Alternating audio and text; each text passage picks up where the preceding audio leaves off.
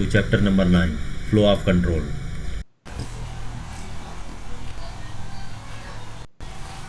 चलिए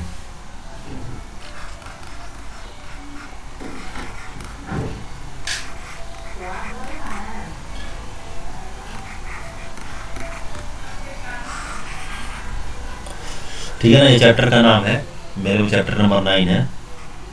okay, flow of control. Actually program का जो फ्लो होता है ना वो सीक्वेंशियल ऑर्डर में होता है। लिखिए, the flow of a program in sequential order. Sequential order का मतलब है कि फर्स्ट स्टेटमेंट जैसे लिखा है, मैंने फॉर एग्जांपल कुछ लिखा है कोड, सपोज करिए हमने लिखा है a=10, b=20, if a is greater than b, print a, else print b। ये मैंने लिखा है सपोज करिए एक प्रोग्राम। तो यहाँ पे क्या होगा कि देखिए 3 स्टेटमेंट हैं इसमें। This is statement number 1, this is statement number 2, this is statement number 3। ये इफ एल्स एक ही स्टेटमेंट है। अभी इसी चीज को करेंगे discuss.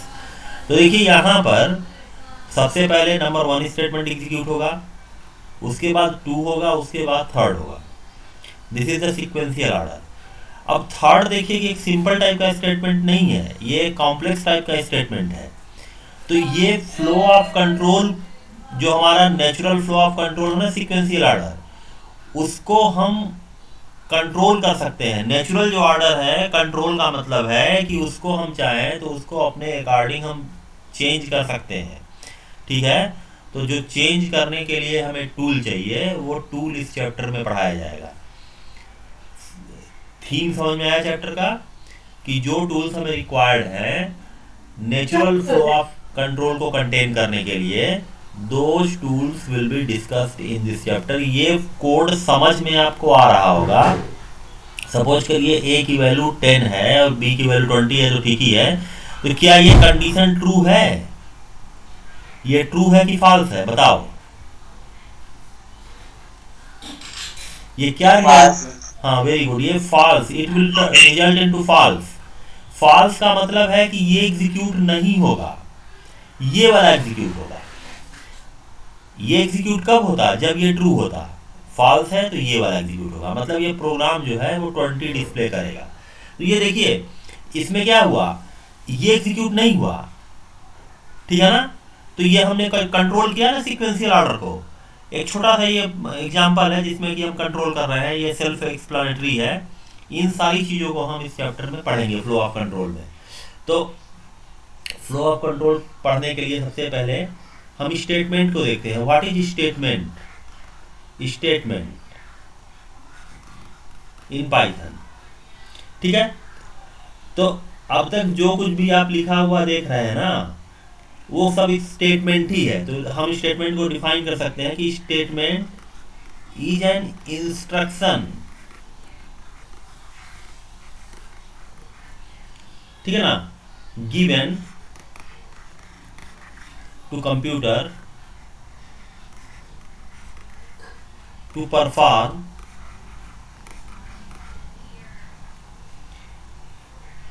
a specific kind of action।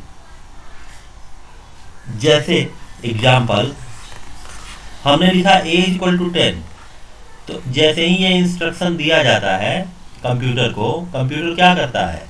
एक मेमोरी बनाता है। मतलब एक मेमोरी बनाता है जिसका रेफरेंस ए के पास होता है, और यहाँ पर 10 स्टोर कर देता है। यही तो करता है ये। हमने नेक्स्ट लाइन में लिखा b=20।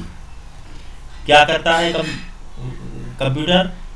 एक मेमोरी बनाता है, नई मेमोरी, इसको b रेफर कर रहा है और यहाँ पे 20 स्टोर कर रहा है। अब हमने फिर से लिख दिया b=20। तो आप जानते हैं कि जो ये इंटीजर टाइप का जो डेटा होता है वो इम्यूटेबल होता है। तो जब ये एग्जीक्यूट होगा तो क्या करेगा, वो नई मेमोरी नहीं बनाएगा, पहले से बनी बनाई एक मेमोरी प्रोग्राम में है जिसमें 20 स्टोर्ड है। क्या करेगा कि ए इसको रेफर ना करके अब इसको रेफर करने लगेगा, इसका इफेक्ट यही होगा, ठीक है ना। तो ये एक्शन ले लेता चला जा रहा है, प्रिंट लिखेंगे तो प्रिंट करने लगेगा, इनपुट लिखेंगे तो इनपुट ले लेगा कीबोर्ड से एंड सो ऑन, ठीक है ना। तो this is the action performed by the computer, okay. So such instructions are called statements, ठीक है ना। Such instructions are called statement.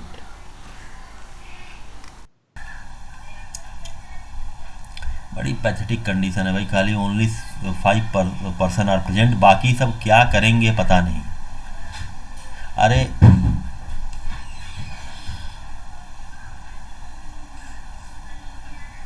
चलो okay, types of statement.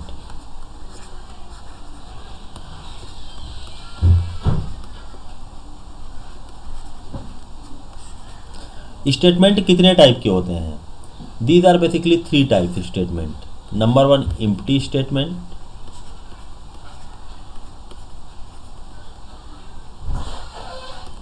Number 2, simple statement, या इसी को सिंगल स्टेटमेंट भी कहा जाता है। सिंगल स्टेटमेंट वो सिंगल लाइन लिखा गया है, due to this reason it is called single statement. Number 4 is compound statement. Compound statement, तो कंपाउंड आप लोग जानते होंगे कि this is the mixing of single statement, many single statements or single compound or many compounds likewise. तो these are called the single statements, okay. देखिए, empty statement का मतलब है कि the system have to perform nothing, okay. Empty statement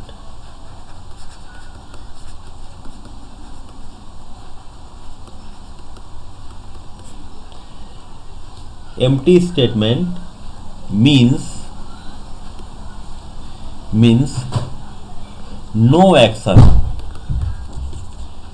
to be performed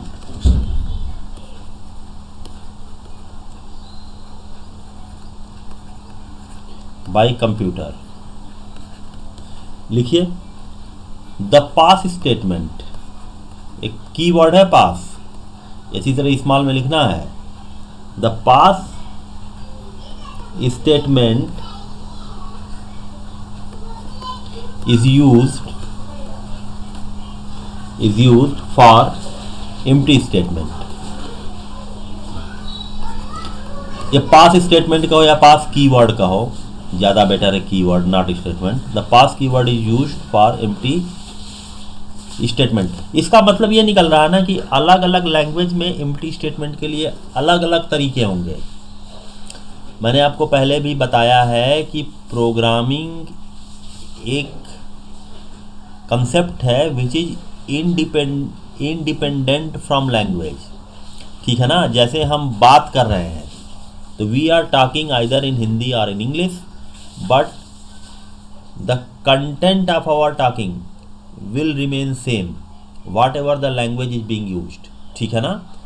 हम Hindi use करें, English use करें, कन्नड़, मलयालम, कुछ भी यूज करें, हमारा जो जिस्ट है वो सेम रहेगा, ठीक है। तो language is a tool to express our thoughts, our feeling, ठीक है ना। तो इसी तरीके से कंप्यूटर में भी लैंग्वेज एक टूल ही है। लैंग्वेज एक टूल है जो कि प्रोग्रामिंग कंसेप्ट को इम्प्लीमेंट करने के लिए यूज होता है। तो प्रोग्रामिंग कंसेप्ट यहाँ लिखा गया है कि एम्प्टी स्टेटमेंट का मतलब क्या है। एम्प्टी स्टेटमेंट का मतलब ऐसा statement which is issued with the notion that computer takes no action, computer have to take no action। तो इसको इम्प्लीमेंट पाइथन में किया जाता है पास कीवर्ड के थ्रू। कैसे?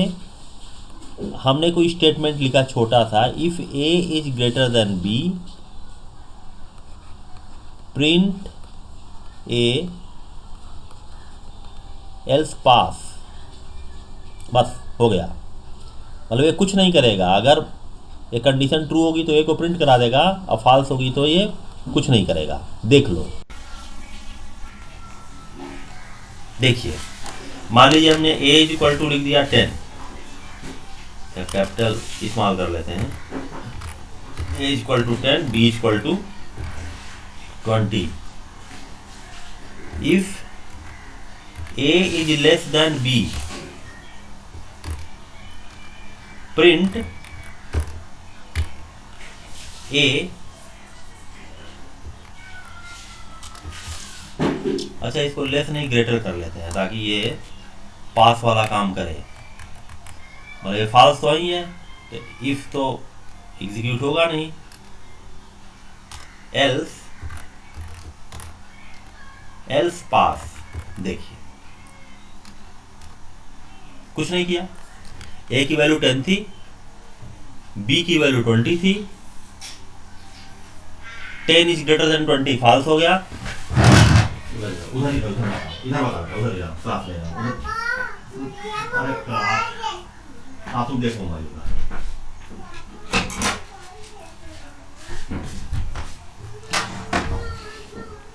ओके। तो a is greater than b, this condition is false, तो प्रिंट a तो एग्जीक्यूट हुआ नहीं, एल्स वाला एग्जीक्यूट हो गया। एल्स में कुछ करना ही नहीं था, इसने कुछ नहीं किया। ये स्टेटमेंट इक्विवेलेंट है। अगर आप ऐसे लिखते हैं if a is greater than b, print a, ये बिल्कुल इसके इक्विवेलेंट है। इसमें एल्स में कुछ करना ही नहीं, एल्स हमने इशू ही नहीं किया, एल्स लिखा ही नहीं है। अगर a is greater than b हो तो a को प्रिंट कराएगा, और अगर नहीं है तो उसके बारे में कुछ यहां कहा ही नहीं गया है, ठीक है ना। तो पास क्या है, this is use to define empty statement in Python. अलग अलग लैंग्वेज में अलग अलग तरीके यूज होंगे, ठीक है ना। Okay, now we come to our main course.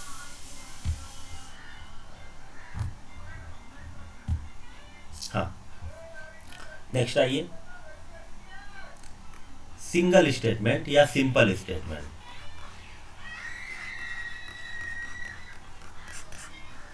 Single statement वही है या single line, single line statement इस कारण सिंगल स्टेटमेंट। यही आप लोग पढ़ते ही रहे हैं, जितना भी प्रोग्राम पढ़ रहा है ना, जैसे a equal to 10, b equal to 20, c equal to a plus B, print c। यहाँ पे 4 सिंगल स्टेटमेंट है, 1 2 3 4, ये सिक्वेंशियल ऑर्डर में एग्जीक्यूट होंगे। आप ये बिल्कुल सिंपल है। Okay, compound statement,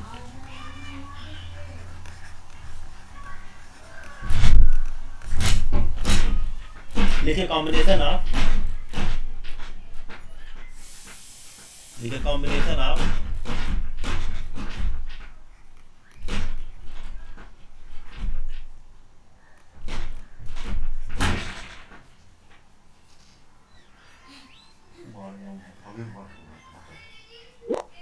combination of single statement or and compound statement slash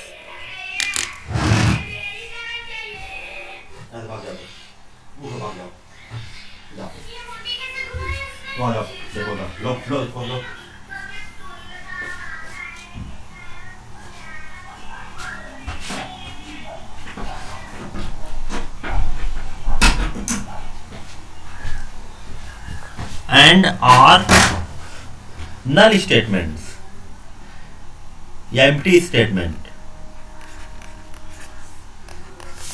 is called compound statement, ठीक है ना। तो जैसे इफ एल्स के केस में था वह कंपाउंड स्टेटमेंट था। जैसे कि हम ऐसे लिख रहे हैं कि if a is greater than b, for example हम लिख रहे हैं, just example, c equal to a plus b, c equal to c by 10, print C. ये देखिए, ये कोलन लगाना बहुत जरूरी है, ये सिंटेक्स का पार्ट है। अभी हम आते हैं, देखिए इसका, ये देखिए ये तीनों एक कंपाउंड स्टेटमेंट है। क्यों? क्योंकि अगर ये कंडीशन ट्रू होगी तो ये तीनों साथ में एग्जीक्यूट होंगे, ठीक है ना। फॉल्स होगा तो एग्जीक्यूट नहीं होगा। Okay, A is greater than B, A B की वैल्यू होगी जो ऊपर हम दे देंगे, तो ये क्या करेगा, ये पहले सी में ए प्लस बी को स्टोर करेगा, फिर सी को 10 से डिवाइड करके सी में स्टोर करेगा, फिर प्रिंट सी करा देगा। तो these three are one compound statement, ये वन कंपाउंड स्टेटमेंट है। और ये क्या है, this is a combination of three simple statements, three single statements, ठीक है। This is one compound statement and this is compounded by using three single statements. बात clear हुई या नहीं क्लियर हुई, बताओ इसको। हेलो सर, फिर से बता दीजिए। ये तीनों जो हैं वो एक कंपाउंड स्टेटमेंट है।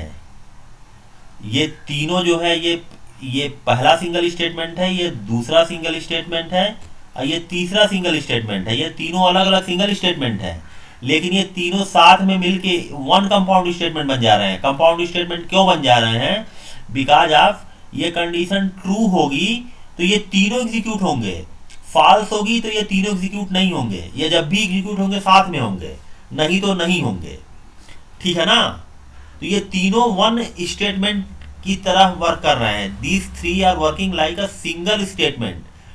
तो सिंगल स्टेटमेंट कैसा? सिंगल कंपाउंड स्टेटमेंट, मतलब वन कंपाउंड स्टेटमेंट है। ये तीनों मिलके एक कंपाउंड स्टेटमेंट बना ले रहे हैं, ठीक है ना। ये तीन सिंपल स्टेटमेंट मिलके वन कंपाउंड स्टेटमेंट बना। कंपाउंड क्यों बन रहे हैं? क्योंकि ये जब तीनों एग्जीक्यूट होंगे तो साथ में तीनों एग्जीक्यूट होंगे, नहीं होंगे तो नहीं एग्जीक्यूट होंगे, ठीक है। मेरी बात समझ में आ रही है? तो ये एक एग्जाम्पल है compound. Hello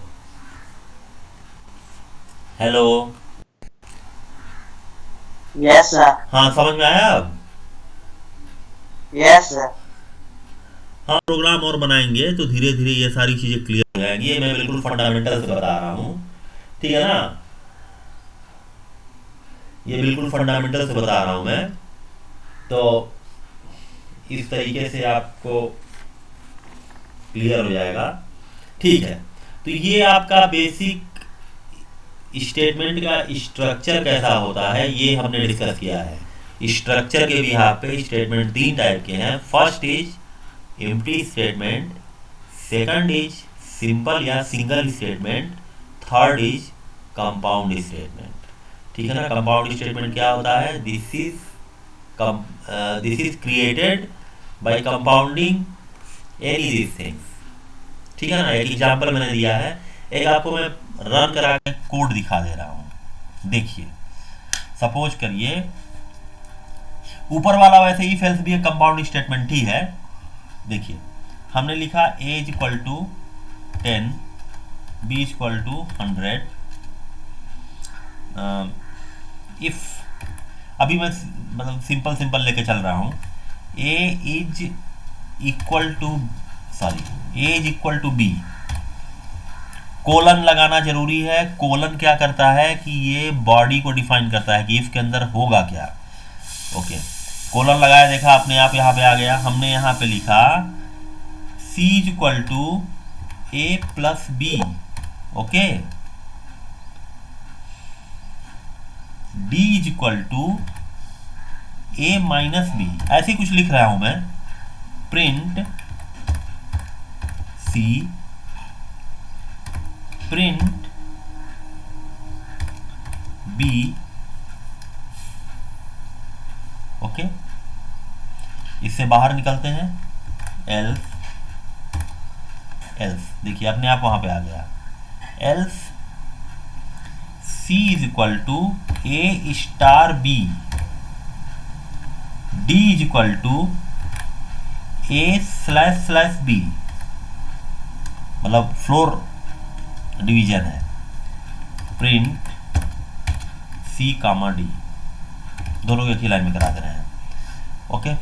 the thing is clear. यहाँ क्या हो रहा है, यहाँ पे देखिए ए की वैल्यू 10 है, बी की वैल्यू 100 है, तो ये कंडीशन ऑब्वियसली फॉल्स है, तो ये एग्जीक्यूट नहीं होगा। एग्जीक्यूट नहीं होगा तो चारों लाइन एग्जीक्यूट नहीं होगी एक साथ में, क्योंकि ये तभी एग्जीक्यूट होना है जबकि ये ट्रू हो, तो ये तो फॉल्स हो गया, this is false. Hence the entire statements defined under this statement won't get executed. ठीक है ना? क्यों? क्योंकि ये चारों कंपाउंड है, सिंगल सिंगल नहीं है। ठीक है ना? अच्छा, एल्स वाला एग्जीक्यूट हो जाएगा। देखिए मैं इसको रन करा रहा हूँ प्रोग्राम को, देखिए 1000 जीरो आ गया, सी की वैल्यू क्या आ गई 10 इंटू 100 1000, और डी की वैल्यू क्या आ गई 10/100 मतलब 0, वही दिखा रहा है आपको। समझ में आपकी बात आ गई? हेलो? Yes sir. हाँ, तो कंपाउंड स्टेटमेंट यही होता है, मतलब बहुत सारे स्टेटमेंट का कॉम्बिनेशन है। कंपाउंड कंपाउंड आप पढ़ते होंगे केमिस्ट्री में, कंपाउंड एलिमेंट पढ़ते होंगे, ठीक है ना? तो वही चीज़ है, बहुत सारे का मिक्सचर। कंपाउंड सेंटेंस होता है ना? सिंपल सेंटेंस, कंपाउंड सेंटेंस, बहुत सारे सेंटेंस को मिला दिया जाए, तो वही चीज़ है ये भी, बहुत सारे स्टेटमेंट को मिला दिया जाए तो कंपाउंड स्टेटमेंट है। ठीक है, now we are moving ahead. Types of statements.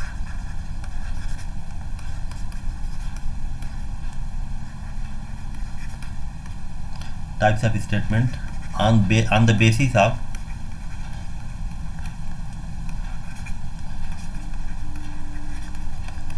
Functionality.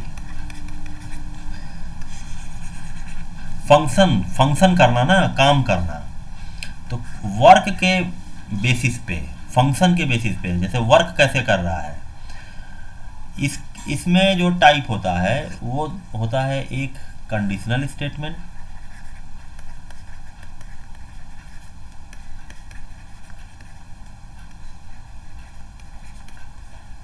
दूसरा होता है इटरेटिव स्टेटमेंट।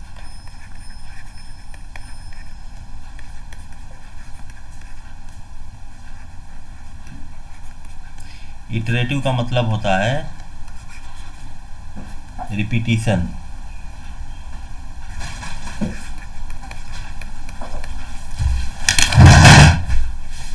तुम हो। इटरेशन का मतलब होता है, खुला है, इटरेशन का मतलब होता है रिपीटिशन, रिपीट करना, कोई चीज बार बार होते रहना। ठीक है ना? तो this is a kind of functionality. कैसे? एक बंद करो इसको। How the thing is happening, उस बेसिस पे है ये। ठीक है? अब जो पिछला डिस्कशन था टाइप, वो स्ट्रक्चर बता रहा था कि इंस्ट्रक्शन का, स्टेटमेंट का स्ट्रक्चर कैसा होता है। ठीक है ना? तो स्ट्रक्चरल डिस्कशन था, यह फंक्शनल डिस्कशन है हमारा, कि वो काम कैसे कर रहा है, वो स्टेटमेंट काम करते हैं तो उसके बेसिस पे कैसे डिफाइन होते हैं। तो अब देखिए, तो कंडीशनल स्टेटमेंट की बात करें अगर, कंडीशनल स्टेटमेंट की बात करें तो इसमें 3 टाइप के कंडीशनल स्टेटमेंट होते हैं। Number 1 if statement, number 2 if else statement, और नंबर 3 होता है इफ एल्स लैडर। ठीक है? आप लोग इससे परिचित हैं, हम थोड़ा बहुत इसको बताएंगे, आप लोग बिल्कुल समझ जाएंगे। ठीक है ना? अगर आपको समझ में आया है अब तक तो कोई इशू नहीं होना चाहिए। ठीक है, लेट्स स्टार्ट इफ स्टेटमेंट।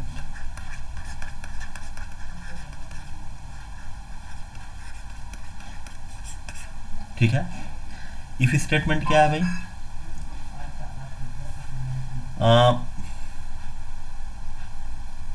ये कंडीशनल स्टेटमेंट है। कंडीशन अगर ट्रू होगी,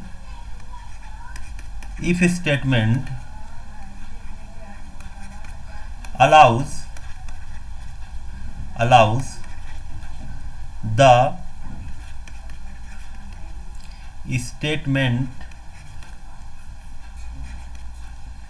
allows the statements allows the statement to execute written just after the if statement. अच्छा, एक चीज ध्यान रखिए कि कोई भी स्टेटमेंट हो, कंडीशन ट्रू होगी तभी वो उसके अंदर बॉडी में कंट्रोल एंटर करेगा, कंडीशन फॉल्स होगी तो एंटर करेगा ही नहीं। इस चीज को लिख लीजिए। नो डाउट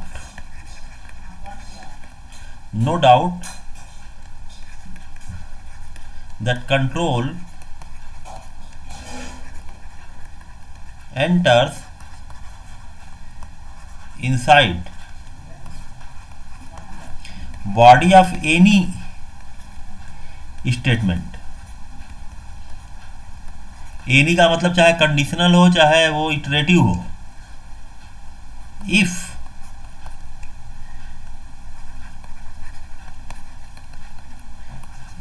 इफ लिखो, इफ कंडीशन इज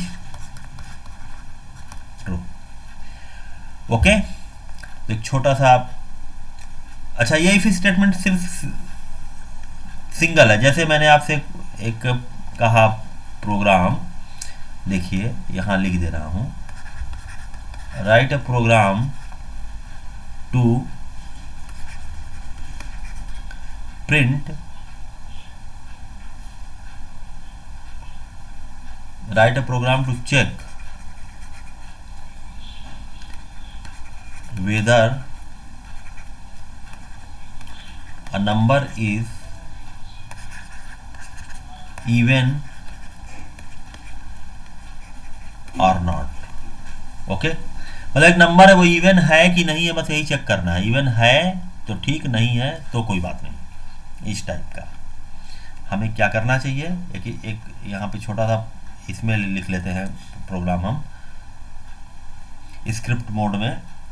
पहले आप एक नंबर मांगिए, n equal to input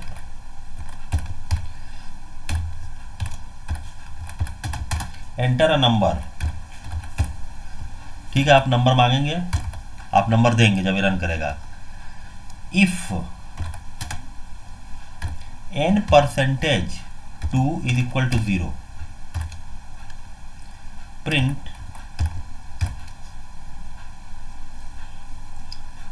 n मतलब वेरिएबल है, n की वैल्यू प्रिंट हो जाएगी। अब इसके बाद ले लीजिए स्टेटमेंट इज इवन। ठीक है, ओके, बस ये प्रोग्राम हमारा हो गया। अब हम क्या करते हैं कि इसको सेव करके रन कराते हैं।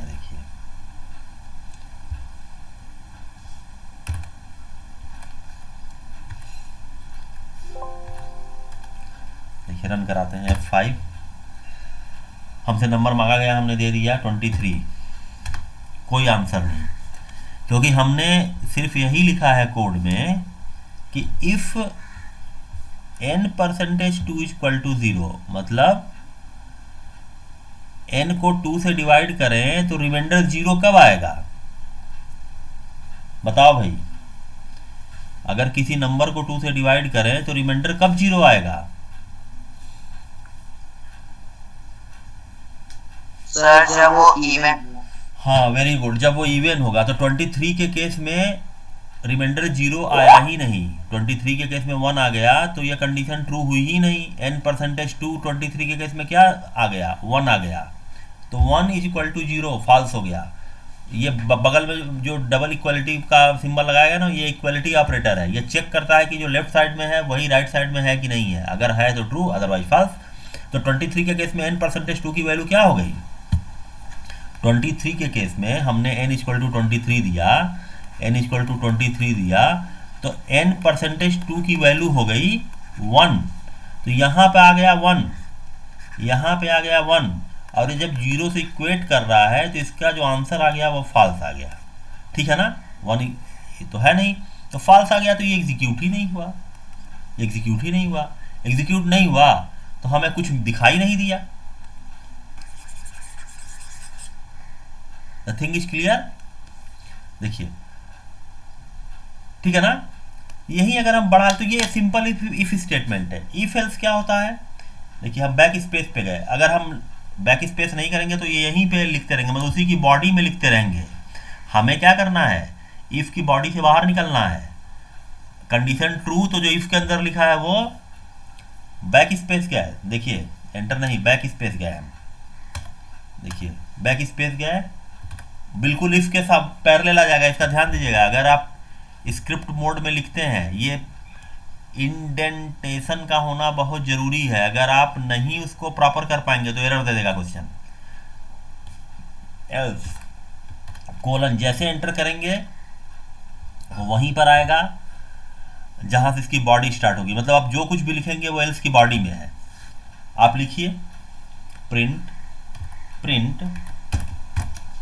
एन इज ऑड, ठीक है ना। अब ये आंसर दे देगा, आपको दिखा देगा। 23 लीजिएगा तो दिखा देगा कि 23 इज ऑड। फॉर एग्जांपल 23 लीजिए तो दिखा देगा 23 इज ऑड, ठीक है ना। इसी को रन कराइए, यहाँ ले लीजिए 34, ये दिखा देगा 34 इज इवन। तो पहले वाले केस में क्या था कि इवन होता तब तो दिखा देता, लेकिन ऑड होता तो कुछ करता ही नहीं। तो ये इफ और इफ एल्स स्टेटमेंट है। इफ एल्स स्टेटमेंट कहाँ यूज होता है, जहाँ पर हमें ये पता हो कि दो कंडीशन है, दो कंडीशन में से सिर्फ एक ही कंडीशन ट्रू है, वहीं इफ एल्स का यूज कर सकते हैं। और जहाँ पर ये डाउट हो गया कि दोनों ट्रू हो सकते हैं, वहाँ पे हम इफ एल्स का यूज कर ही नहीं सकते। समझ में मेरी बात आ रही है? लिख दे रहा हूं मैं,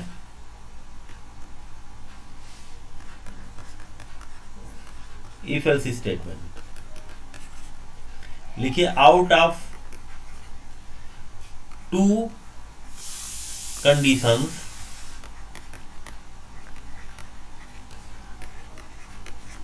only one is true,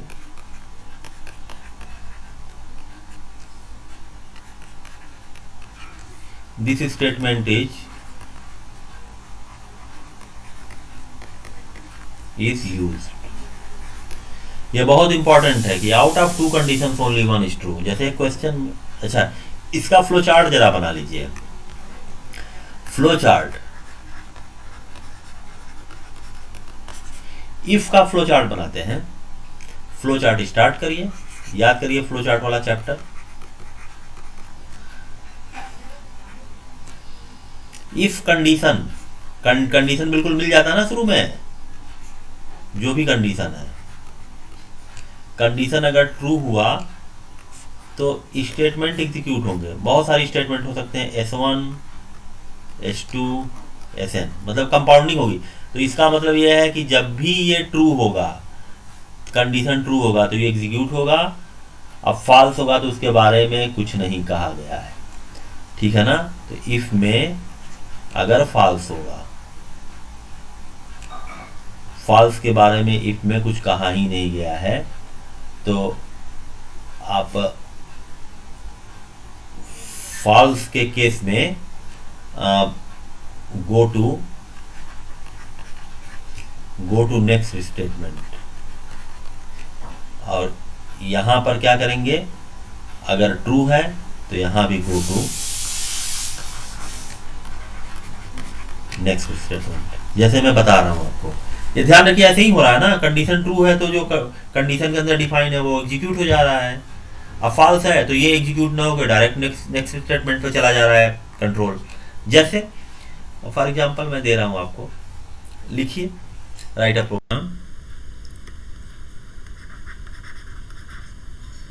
programme to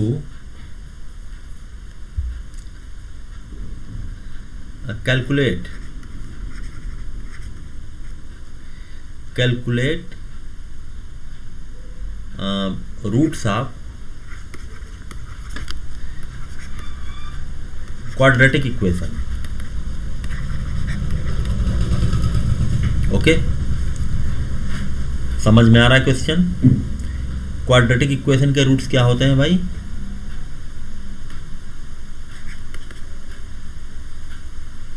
-b + under root B square minus 4ac upon 2a। ठीक है, दो रूट हो जाएंगे ना, r1 हो जाएगा प्लस के साथ, r2 हो जाएगा माइनस के साथ, एक साथ मैंने लिख दिया है, जहाँ इसको d बोलते हैं। राइट, इसका प्रोग्राम लिखना पड़ेगा तो आपको क्या करना पड़ेगा, ask ABC from user, user से ABC की वैल्यू मांगिए। ठीक है ना, अगर d is greater than or equal to 0, मतलब ये वाला पोर्शन, इसको डिस्क्रिमिनेंट बोलते हैं ना, बी स्क्वायर माइनस 4ac को, अगर ये डिस्क्रिमिनेंट ग्रेटर इक्वल टू 0 है तो r1 r2 कैलकुलेट होगा। समझ में बात आई? तो इस प्रोग्राम को लिख के मैं यहाँ पे एंड करूँगा। चलिए इसको लिखते हैं, ये कर देते हैं, a is equal to this, enter the number,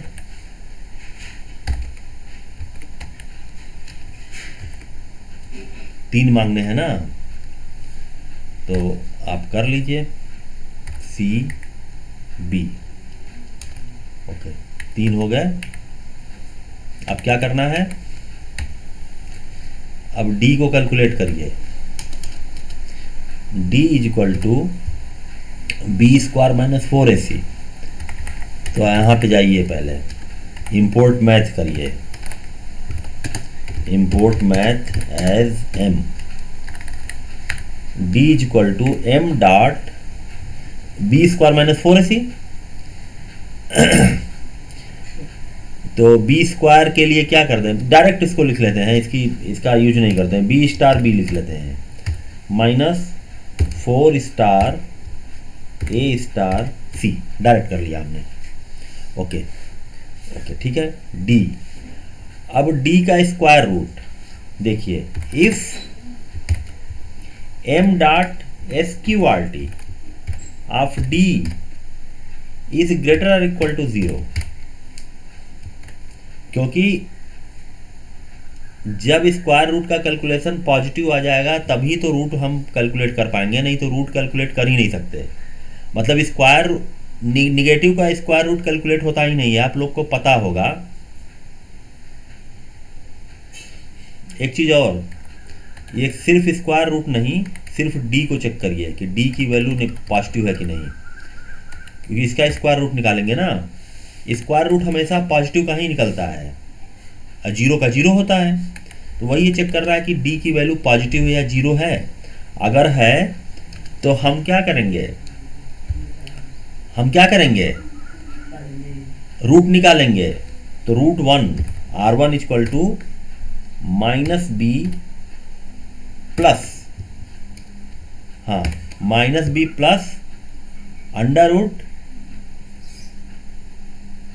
D, मतलब m डॉट SQRT डी। समझ में बात आ रही है? वही फार्मूला हमने लिखा है ना, फार्मूला देखिए, रिकॉल कर लीजिए, ये क्या है ये। अगर इस फार्मूले को देखें तो हम लिख सकते हैं r1 equal to minus B plus under root D upon 2a, यही तो है ये। तो अंडर रूट डी को हमने क्या किया, डी को पहले कैलकुलेट कर लिया, बी स्क्वायर माइनस 4ac को डी में स्टोर कर लिया, अंडर रूट डी लिख रहे हैं। अंडर रूट डी कैसे लिखते हैं पाइथन में, m डॉट SQRT, मतलब मैथ डॉट SQRT, तो वही लिखा हमने, होल के अपान 2a, होल के अपान 2a divided by 2 star. The thing is clear?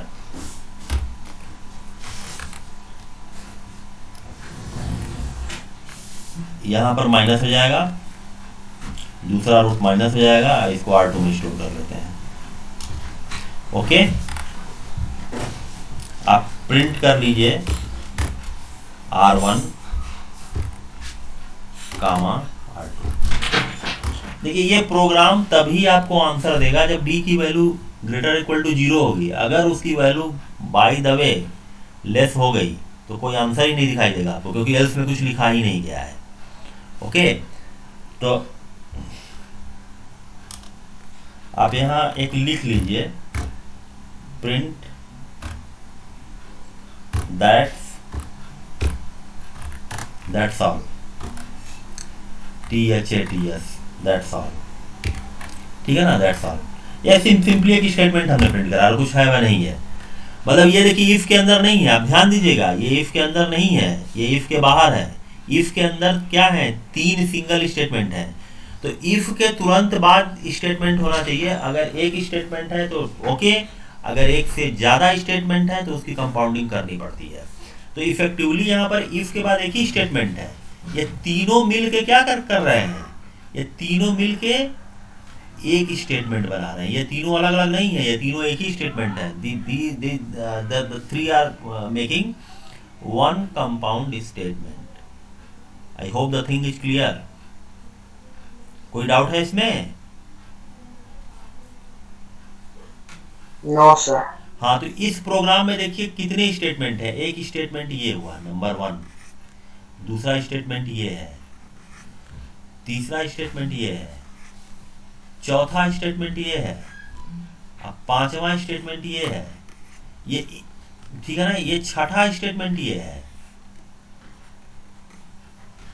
छठा स्टेटमेंट ये है, और सातवां स्टेटमेंट आपका।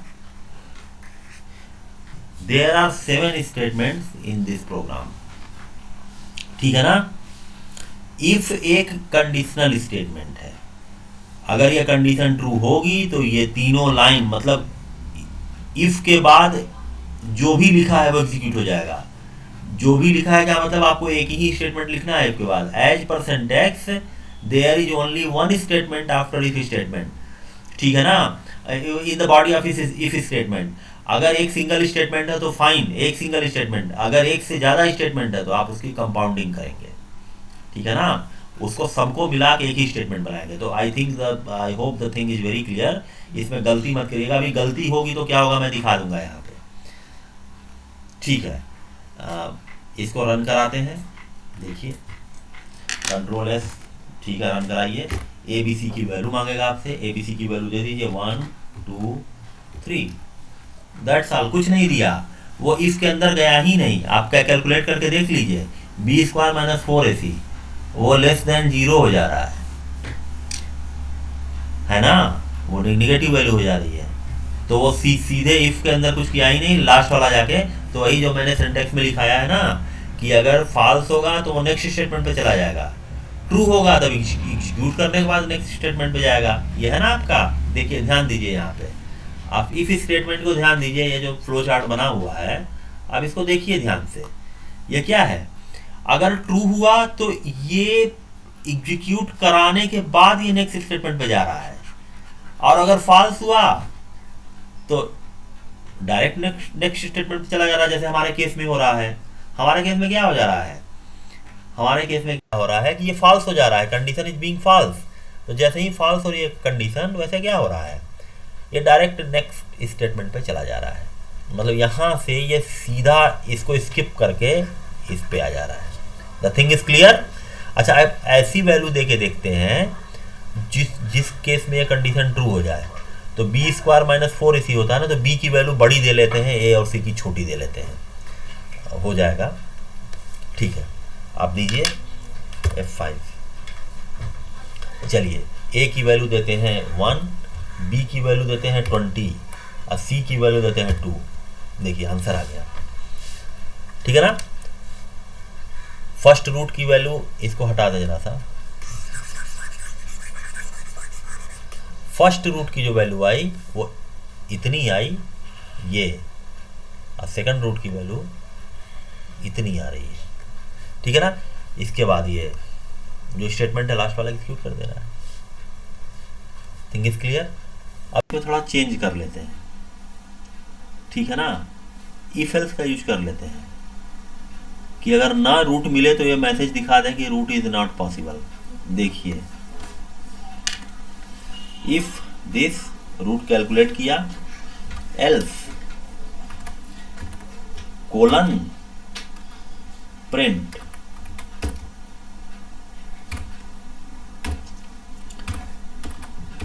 Roots are imaginary.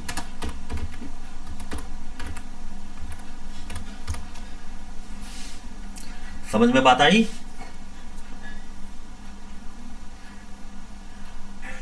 अगर रूट्स रियल नहीं होंगे, अगर ये वेल कंडीशन सेटिस्फाई नहीं होगी ये वाली, तो सीधे ये स्टेटमेंट एग्जीक्यूट होगा। ठीक है ना? तो इफ के तुरंत बाद एल्स होना जरूरी है। इफ के बाद उसकी बॉडी में जो स्टेटमेंट है उसके बाद एल्स होना चाहिए। कहीं आपने इधर उधर कर दिया तो गलत हो जाएगा। देखिए मैं इसको रन करा रहा हूँ। Okay, look, first 1 2 A B C की वैल्यू दे दिया हमने। देखिए रूट सारी इमेजिनरी इसने दे दिया, एग्जीक्यूट नहीं हो पाया। ठीक है ना? The thing is clear. यहाँ पर 1 2 3 4 5 6 7 स्टेटमेंट है अभी भी। ये फर्स्ट स्टेटमेंट है, ये सेकंड, ये थर्ड, ये फोर्थ, ये फिफ्थ, ये सिक्स्थ और ये सेवेंथ। 7 स्टेटमेंट है इसमें। इफ एल्स एक ही स्टेटमेंट है। If else is one conditional statement. समझ में मेरी बात आ रही है? किसी को डाउट है कुछ? एनीबडी?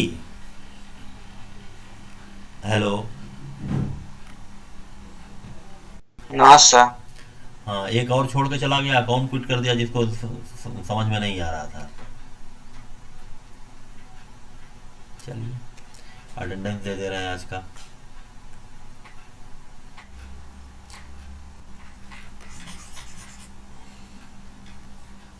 Okay, print screen.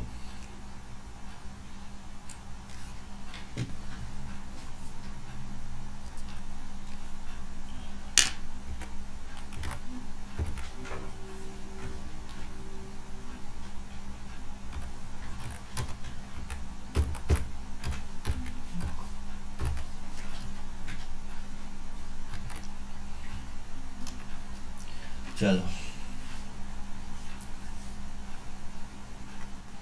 लीजिए। ओके ठीक है। अब इसमें मैं देखिए, अब आप एरर का कमिट करेंगे तो क्या होगा वो मैं दिखा दे रहा हूँ आपको। सपोज करिए आपने क्या किया कि ये वाला स्टेटमेंट आपने यहाँ कर दिया। ये इफ के अंदर है कि बाहर है ये बता दो।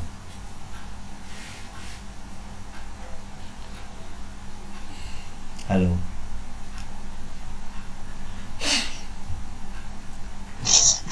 क्या सर? ये जो प्रिंट वाला हमने इधर किया है, प्रिंट R1 R2, ये इफ के अंदर है कि बाहर है?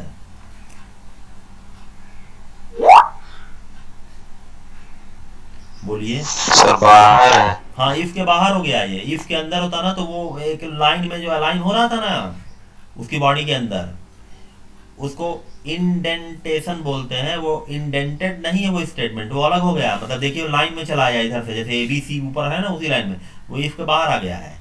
अब देखिए यहाँ पर हो क्या रहा है इस केस में। देखिए यहाँ पर इफ के अंदर ये 2 स्टेटमेंट हैं कंपाउंडेड।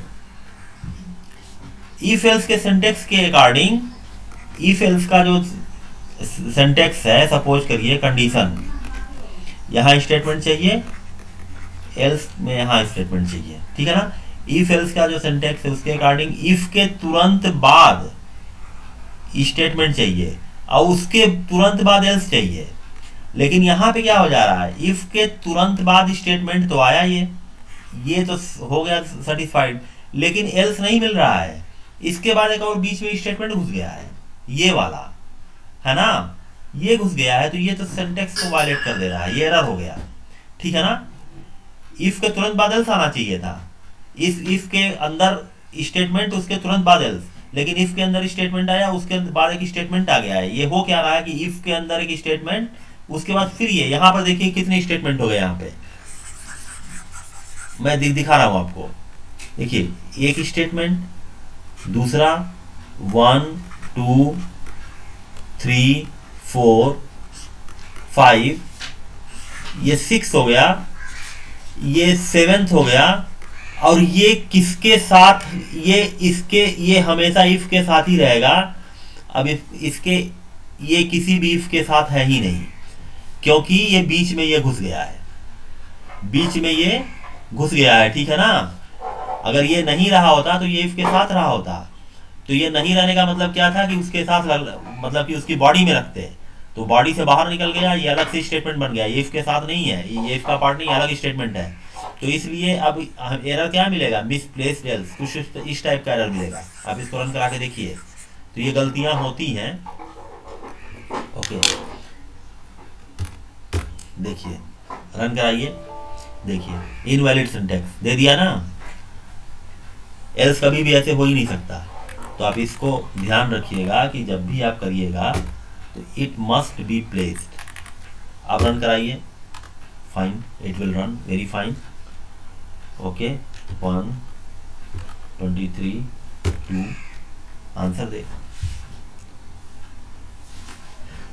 तो ये समझ गया बात। ये माइन्यूट चीज है बिल्कुल, कि हमें इफ एल्स लिखना है तो इंडेंटेशन का ध्यान रखना है बिल्कुल। अगर उसकी बॉडी से बाहर निकल गया तो तुरंत एरर दे देगा। तो इफ एल्स स्टेटमेंट का जो सिंटेक्स है आपने देखा, यहाँ पे हमने ये इफ एल्स हम देख रहे थे ना, यहाँ पर लिखते हैं। इसका सिंटेक्स जो है वो क्या है, इफ कंडीशन, इसके अंदर स्टेटमेंट, एल्स इसके अंदर स्टेटमेंट, यही इसका सिंटेक्स है।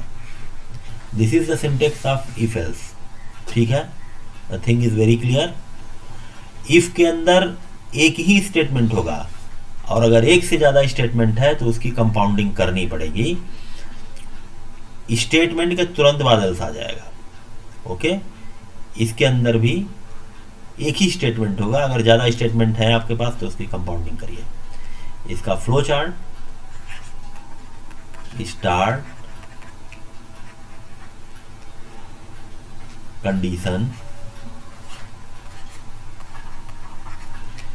कंडीशन अगर ट्रू है तो एक S1 से लेके Sn तक की स्टेटमेंट, मतलब एक ग्रुप ऑफ स्टेटमेंट है, कंपाउंड स्टेटमेंट एग्जीक्यूट हो जाएगा। कंडीशन अगर फॉल्स है तो एक अलग type group of statement execute हो जाएगा। अगर एक है तो ठीक, ज़्यादा है तो कंपाउंडिंग करिए। और इस दोनों ही केस में इसके बाद control goes to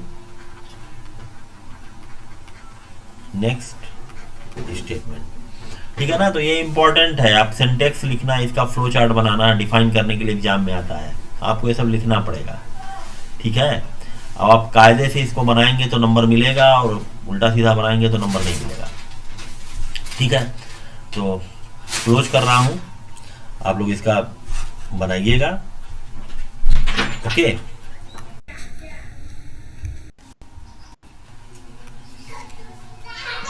thank you sir.